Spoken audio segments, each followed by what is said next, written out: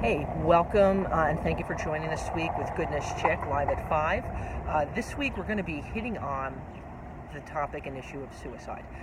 This is something that can kind of come across as somber, intense, very raw, but I believe when we kind of do the whole elephant in the room, we don't want to talk about it, but it's affecting people of all ages within our society.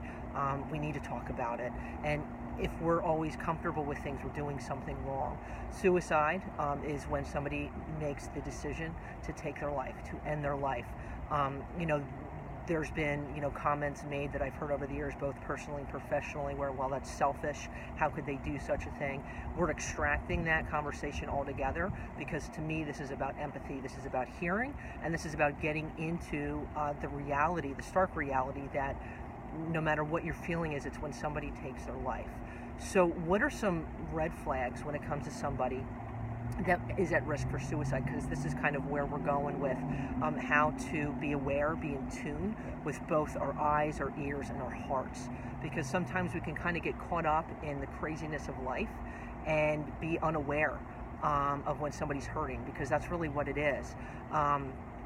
One of the big factors, I'd say, when we're looking at somebody who isolates themselves from someone, detaches from situations that they used to be kind of involved with, interests, hobbies, different social settings, talking about ending their life, whether it's posting certain disturbing things on social media, making comments. And I say it's not, there's never a way to overreact, but being aware and in tune. And if this is something that you're concerned about with somebody that you love, I think what we need to do is discussing.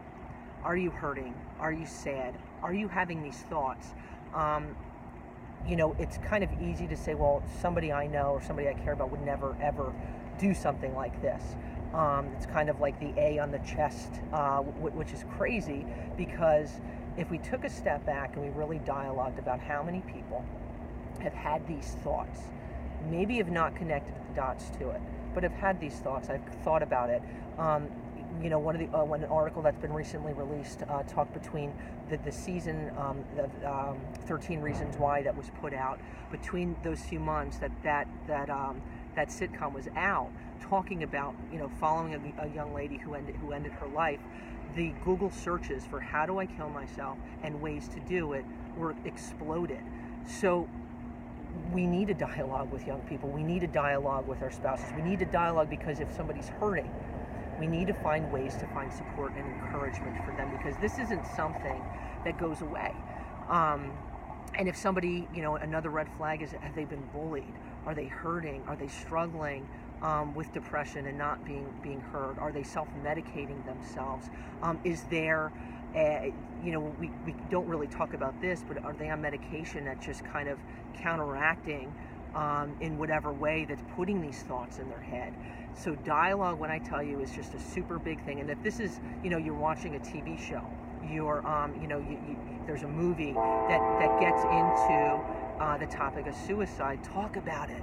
Because if we keep our eyes closed and think, well, somebody I love would never be at risk for that, we're foolish, because there are people from every type of social, economical background that really are at risk. And this isn't to scare you, but it kind of is, because we need to talk about it. We're empowered the more that we know.